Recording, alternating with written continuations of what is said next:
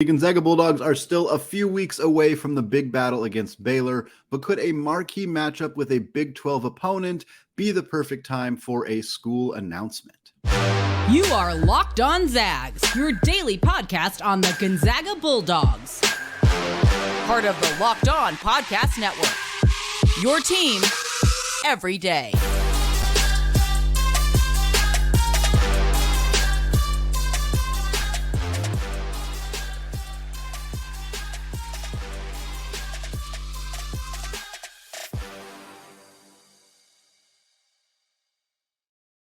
What is going on, y'all? Welcome to the Locked On Zags podcast, part of the Locked On Podcast Network, your team every day. I am your host and longtime Gonzaga podcaster, Andy Patton, here to bring you news and updates through another season of Gonzaga basketball. Today's episode is brought to you by LinkedIn Jobs. LinkedIn Jobs helps you find the qualified candidates that you want to talk to faster. Post your job for free at linkedin.com/lockedoncollege. That's linkedin.com/lockedoncollege. to post your job for free. Terms and conditions apply.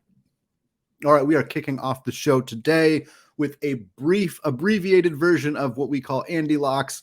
That is when listeners submit hot takes. We grade them too hot, too cold, or just right. I had 2 submissions last week, even though we didn't find time to end up actually doing the Andy Locks segment because of the weekday game between Gonzaga and Texas. So we're going to put them here. I think it's very applicable to what happened against Kentucky and what is coming up for the Zags in the next couple of weeks. This first hot take comes from Jeff via Gmail. Jeff said, at the PK85 next week, even though the 2 Big 12 teams are playing there, the Big 12 commissioner will end up spending more time with Gonzaga's athletic director than both Big 12 teams combined, and that could lead to a significant announcement regarding Big 12 membership a week later as part of the Gonzaga-Baylor showdown. Yeah, that'd be an incredible time to make an announcement regarding Gonzaga and the Big 12.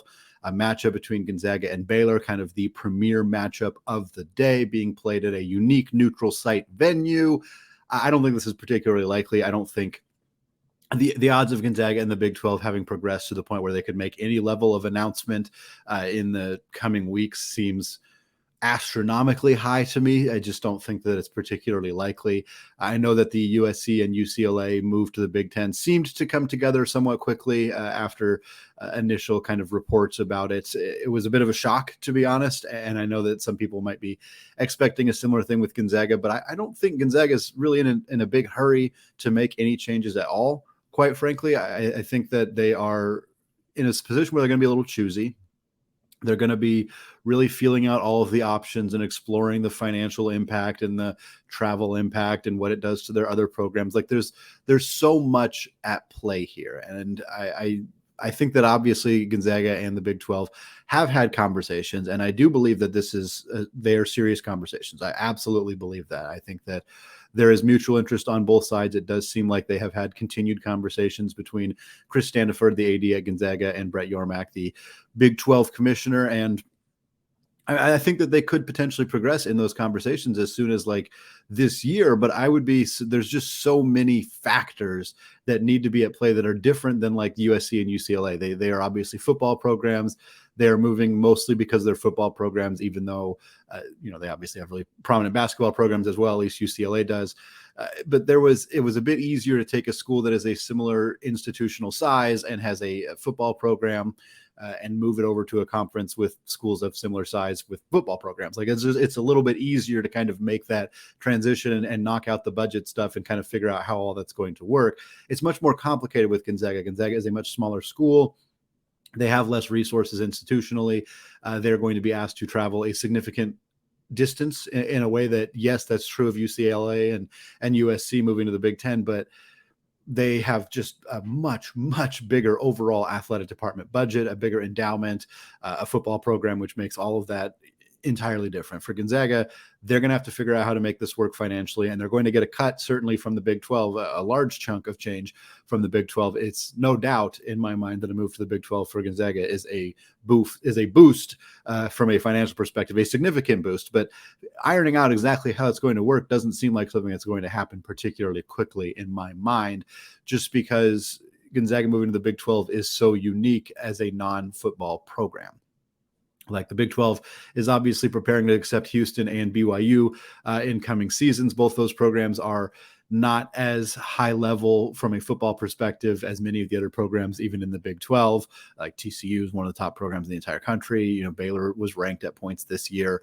I think that the Big 12 is willing to accept programs that aren't as good football wise in order to boost their basketball programs. Clearly that is something they're doing with Houston. Clearly that is something that they would be exploring with Gonzaga, but accepting a school that doesn't have football at all is a different breed. It's a different animal, and it's going to take some time. It's going to take some resources. It's going to take some consulting, some, third parties coming in and help figuring out exactly how all this is going to shake down.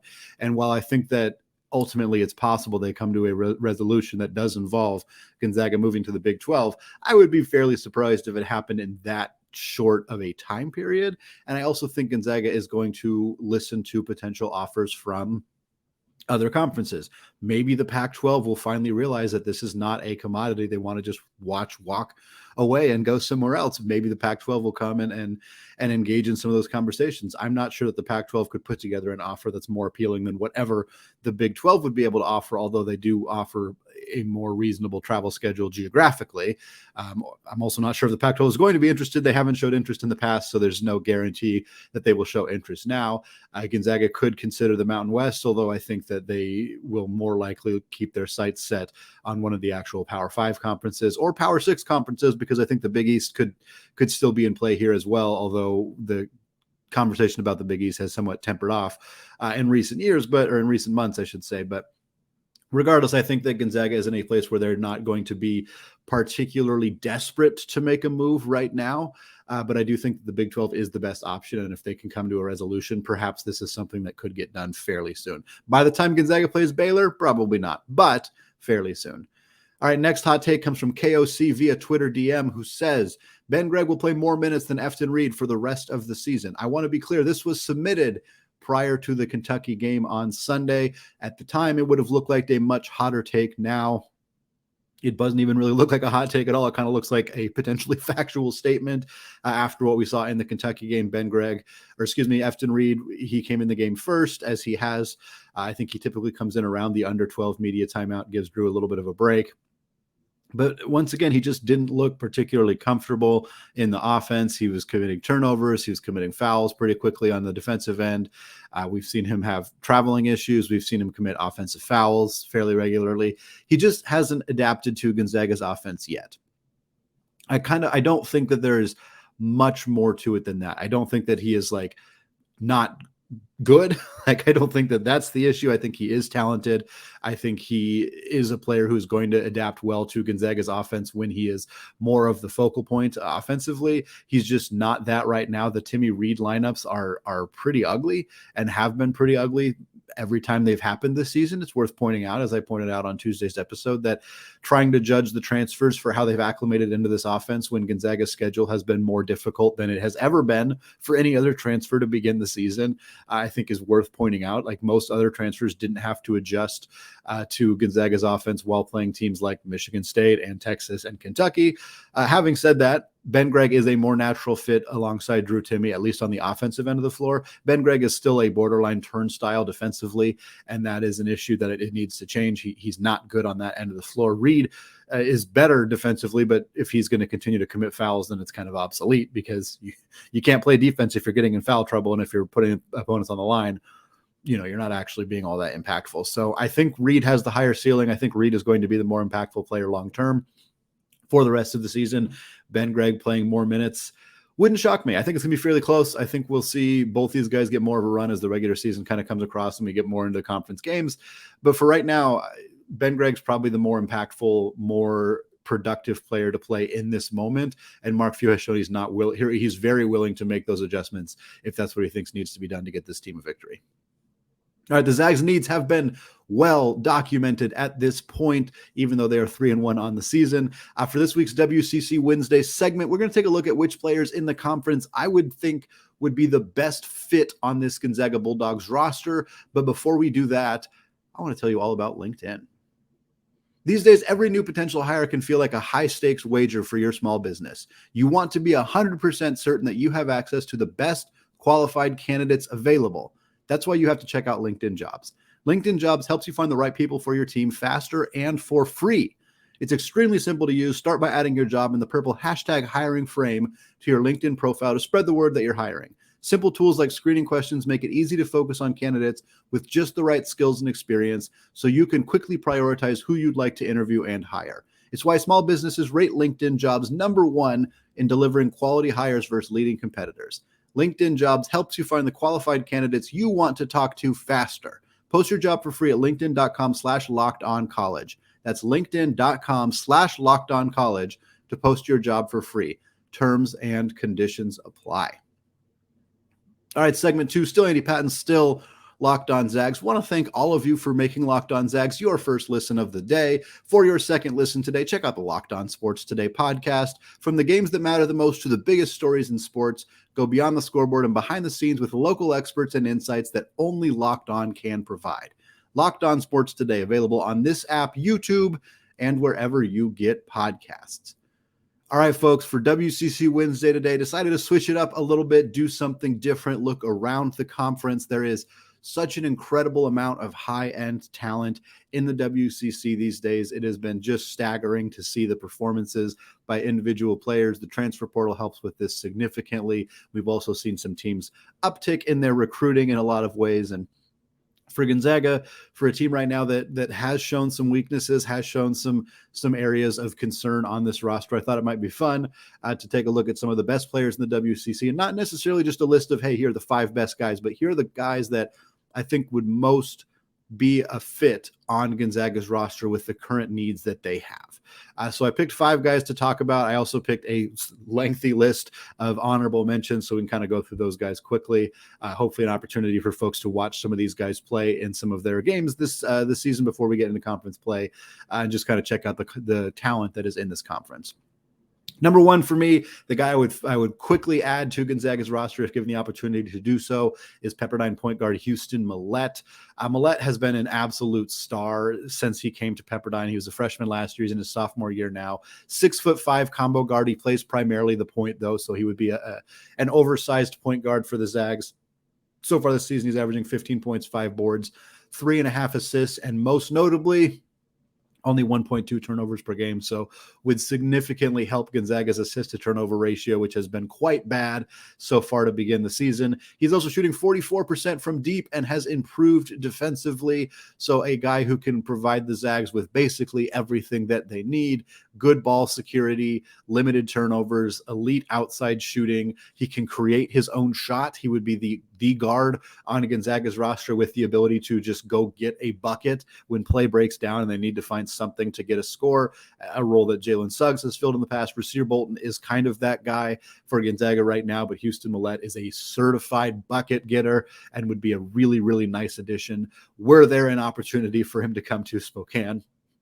Next up is another oversized kind of point guard, combo guard player. This is Brandon Podziemski out of Santa Clara. He's a transfer from Illinois. In his first season with the Broncos, he only played a little tiny bit in the Big Ten with Illinois, was basically a bit player, came to Santa Clara and has blossomed into a straight up star. 6'5" combo guard, 20 points per game, 8.6 rebounds per game, 2.5 assists, and just under 3 steals per game for Podziemski. He has been a star for Santa Clara so far this year. Looks like a guy who would fit in perfectly with what Gonzaga needs. Again, a score-first guard, a good rebounding guard. It always helps to have guys like that.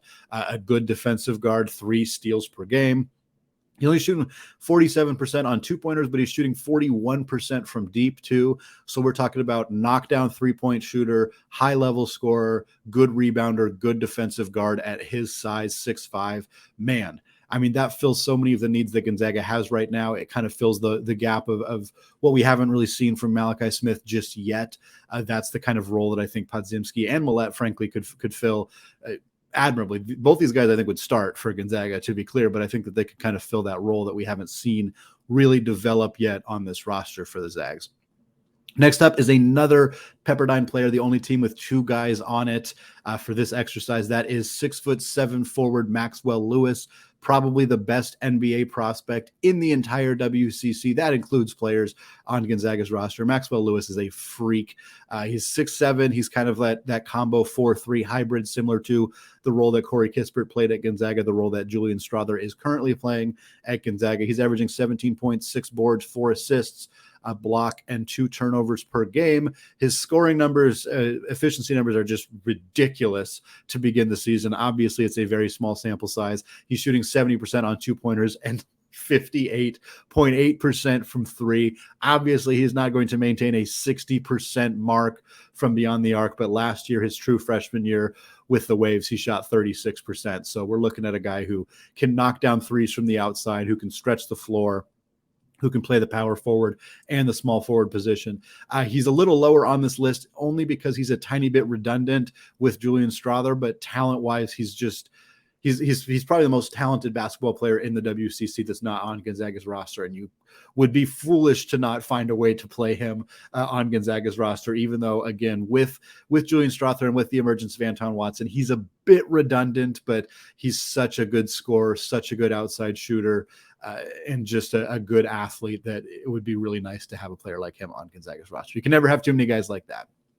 Next up, San Francisco Dons guard Khalil Shabazz from Rainier Beach, Washington. He'd be a hometown kid. He did briefly enter the transfer portal this past offseason after Todd Golden took the job at Florida, and of course, Shamari Bouye left. Shabazz did end up returning to San Francisco, helped lead them to a recent victory over Wichita State so they could win their MTE event. Very exciting stuff for Chris Gerlofson and the San Francisco Dons. Shabazz is a bit undersized. He's a 6'1" point guard. He's a 40% three-point shooter this year, 35% for his career. So he'd be a nice addition on the perimeter, a good outside shooter. He's averaging 16 points, 5.5 boards, and 4 assists per game. He does turn the ball over a lot, which is part of the reason he's a little lower on the list. Not because I think that his turnovers are a significant issue for the Dons necessarily, but if Gonzaga was picking players to add to their roster, they would probably pick ones who have really, really good ball security because that is a big issue for them currently. Shabazz, a bit loose with the basketball. He's a very good defensive guard, though, and I think that would be a nice addition. Him and Hunter Salas and Rasir Bolton could potentially form a 3-guard lineup that would be really, really difficult for opposing guards to handle. Factor in Julian Strother, Anton Watson in that mix as well. And oh boy, you got yourself a really, really good defensive lineup. Last but not least, necessarily as an addition for the Zags, would be out of the University of Portland, and that would be combo guard forward, 1 through 5 position player, Tyler Robertson. Robertson is just a do-it-all player. He's 6'6". He plays kind of the 2, the 3, or the 4. He's averaging 18 points, 5.5 boards, 4.5 assists. He does average about 3 turnovers per game. He's not an elite defensive player, so he doesn't quite fit all of Gonzaga's needs, but he's a 35% three-point shooter. He's a 44% two-point shooter. He's a 3-level scorer. He can score from beyond the arc. He can get to the free throw line exceptionally well. He's great at getting to the rim as well. Would be more of a role player for the Zags, but again, a role player who can do a little bit of everything and at a position and just kind of a size that Gonzaga could really use more depth. And I think he'd be a really nice addition for the Zags. A couple other players that I wanted to shout out that I wanted to just give a mention to, BYU's Fasuni Traore.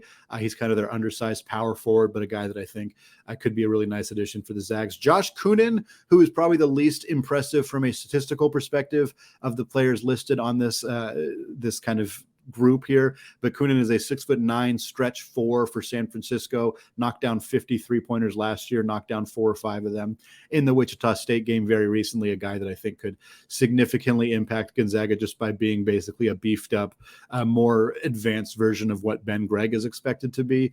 There's a couple St. Mary's guys on here as well, Logan Johnson and Mitchell Saxon. Logan Johnson is not a good outside shooter and not a great offensive player. His defense would be a huge addition, but I find him a tiny bit redundant with what Hunter Salas already brings to the team, which is why he didn't make the list. Mitchell Saxon has blossomed into a premier low post scorer for the Gales. He's 6'10", scores around the rim, great rebounder, decent shot blocker, but a bit redundant with Drew Timme. He's a big who can't really stretch the floor, and I think adding him to this roster would just give them another guy who kind of already does what they have guys who do. And then the last two guys both come from Steve Lavin's San Diego Torero squad. That is a Stanford transfer, Jaden Dallaire, and Oregon transfer, Eric Williams. Dallaire hasn't been a great player just yet for the Torero, but he's a guy who had a lot of pedigree at Stanford and could easily be a nice kind of stretch for them. Eric Williams has had an incredible start to his season after coming over from Oregon. He dropped 43 points in a game for the Toreros very recently, a career high and a program record points in a single game for San Diego. Anytime you can get a guard who's 6'5" and can score like that, you're going to be pretty darn happy adding them to your roster. All right, well, folks, the women's basketball team just finished an outstanding trip to the Bahamas, securing wins over Louisville and Tennessee. We're going to talk more about their upside this season, but first, a word from BetOnline. College basketball and the NBA are back in action, and college football and the NFL remain in the thick of their seasons. BetOnline.net is your number one source for all of your betting needs and sports information. From all the latest odds, contests, and player props, you name it. BetOnline remains the best spot for all the latest sports developments, including podcasts and reviews for all of the leagues this season. And it's not just basketball. BetOnline is your continued source for all your sports wagering information needs, including live betting and your favorite Vegas casino games. They even have lines for coaching changes across every major sport, so even in the offseason, you can get your fix. Head to the website today or use your mobile device to learn more about the trends in action. BetOnline, where the game starts. All right, segment 3, still Andy Patton, still locked on Zags, and here joined today by Matthew Walter. Matthew is a reporter covering the Las Vegas Aces as well as the Pac-12 and WCC women's hoops for the Next, a women's basketball newsletter started by Locked On women's basketball host Howard Megdal. Matthew, the Lady Zags had themselves a heck of a weekend down in the Bahamas. Wins over number 6 at the time, Louisville, number 11 ranked Tennessee at the time. They sandwiched a loss to Marquette in the middle of that, but still a tremendous result for Lisa Fortier's squad. Before we get into the specifics, I kind of just wanted to ask your overall impression of these results for the Lady Zags and your kind of just impression of the team after seeing these two victories. I could tell you I'm surprised, but I'm not. This is something that Lisa Fortier has done, that Gonzaga has done, right? You look at last year, they go and lose to Final Four team Stanford at home by 6. They beat Nebraska in the NCAA tournament. Yeah. This is something that Lisa Fortier has done since she took over at Gonzaga. This is not new for them. This is a program that consistently beats Power 5 programs. Am I surprised they beat Louisville a little bit just because Louisville beat them in the NCAA tournament last year? But that's the kind of thing where you have that revenge taste in your mouth, and they played really well against Louisville. They absolutely dominated, especially on the glass against the Cardinals. 50 rebounds for Gonzaga, 31 for Louisville. Just dominated them on the boards. They had 18 offensive rebounds. And the nice thing for Gonzaga is coming into this year, right, they had some star players, but there were some role players who were going to need to step in. And in both of those wins, somebody different was sort of the catalyst for them. And in that Louisville game, it's Eliza Hollingsworth with 18 points, Brynna Maxwell, the transfer from Utah, with 21. And then that win over Tennessee, who we'll talk about that one. That one is still impressive, but not as impressive because Tennessee's had a struggle to start the year. But you have 22 from Yvonne Ejim, who's been their absolute stud to start the year, but then 12 from Michaela Williams and 8 rebounds for her. So I'm not at all super surprised. This is a Gonzaga team who I thought could definitely win a lot of games, and I picked them to win the West Coast Conference. They're the leader in the clubhouse right now, but the way that they did it, 2 wins in 3 games is really impressive. And they honestly could have beat Marquette. They were in that game to the last minute, and Kaylee Trong didn't even play in that game, and she's probably their best or second best player. That's what I was going to say too. For them to be in a game against Marquette without Kaylee Trong, who's been just fantastic for them and a critical part of what they do, I think really shows the impressive depth that this team has in a way that we've seen it from them in the past, but to have it challenged this early in the year against teams like this, I know Tennessee has struggled, but there's still a quality program. Louisville obviously is a great program, and Marquette is not a bad program at all either. It's not like that's a devastating loss by any capacity. For me, looking at this team and the additions and just kind of the roster construction this year, it's clear to me that Brynna Maxwell is such a critical addition in terms of just the ability to have somebody who can go get you a bucket. She can score in multiple different ways. She was a double digits point per game scorer at Utah for, I believe, all 3 seasons that she was there. Like somebody who can just go get you points in a hurry in a variety of different ways. And it seems like a team that lost a lot of talent from last year's roster, a team that was we knew Ejim was going to be a star. We knew the Trung twins were going to be critical, but you kind of needed another piece. And it sure seems like she's kind of stepped up to be somebody who's really going to help them this season. Yeah, I would say so. And I knew that, I've covered the Pac-12 a little bit Right. last year. And sort of the one big story I wrote was how this Utah offense last year was really good. And obviously we've seen it this year too, right? They put up 124 in Oklahoma, but Brynna was such a big part of that. And just watching her play in person, her shot is so quick out of her hand. Like it's a Klay Thompson quick kind of release. It gets out so fast, and she can hit one, miss one, hit one. Like she doesn't need to make one just to make the next one. She has such confidence. And I'm talking to Lisa Fortier at me today. She said Brynna's really trying to grow. She's trying to expand her offensive game, be more than a shooter, but she's also trying to learn and get better on the defensive end. And that's where I think maybe she has some reservations, is her defense is still building, right? She's going to be a much better defender now that she's not having to guard Power 5 players, and she can sort of find her way, but her offensive game is always going to be there. She's got such a quick release. It's going to be a little bit easier for her against maybe not as high quality defenders that she was facing in the Pac-12 here in the West Coast Conference and other mid-major games in the non-conference, but she showed it, right? 21 points against Louisville. She showed her Power 5 presence. So that's the kind of game you need to have someone like that step up when you're playing a Power 5 opponent. So we're looking at a Gonzaga team right now that has they're 5-1 on the season. Their only loss is that Marquette game, 2 wins over ranked opponents, a narrow victory over a team in Wyoming that probably shouldn't have been a narrow victory, but hey, wins win. Looking at this team and, kind of the landscape of women's basketball right now, like where do you see this team? Are they like on the cusp of being a top 25 team? Are they a top 25 team in your mind? Like, if not, kind of what do they need to do to get there? You mentioned you predicted that they would win the WCC. I suspect that is still kind of the feeling that you have, especially after the start to the season. But I'm kind of curious what you see as this team's kind of ceiling and maybe where you would rate them right now. I'd say they're a top 25 team. Absolutely. And I think the hard thing is the way that the poll works, right, in women's basketball and men's basketball, is they come out on Mondays. Right. So they played those first 2 games Saturday and Sunday. So I think if they beat Marquette, you would have seen them in that top 25. Yep. But because they lost Marquette on a Sunday, then they beat Tennessee on a Monday, your next top 25 ranking comes out the following Monday. Yep. But this is absolutely a top 25 team. I think were like 3rd in votes received in the top 25 poll that came out on Monday. They're a high quality opponent. I think anyone who faces them is going to have some very big difficulties. The biggest thing for me, Lisa Fortier always coaches her team up on defense. They're incredibly efficient on offense. They don't do things out of their normal structure, right? Yeah. They play within themselves. They don't go off the reservation. And that really allows them to sort of stay in every game they play. They never get way out of games. And they're absolutely a team that can be a top 25 team the whole season because, they have one more big test in the non-conference. They play Stanford, who obviously, they play every year and is a great battle, but Stanford is on a different level than a lot of teams as we saw. Stanford went up to Portland, who I projected as the second best team in the WCC, and beat them by 40 points. Yeah. So beating Stanford, especially in Maples, is incredibly difficult. If they do that, then they're clearly a top 25 team. But even still, I think losing to Stanford, that's no negative at all. And I think you're still a top 25 team either way.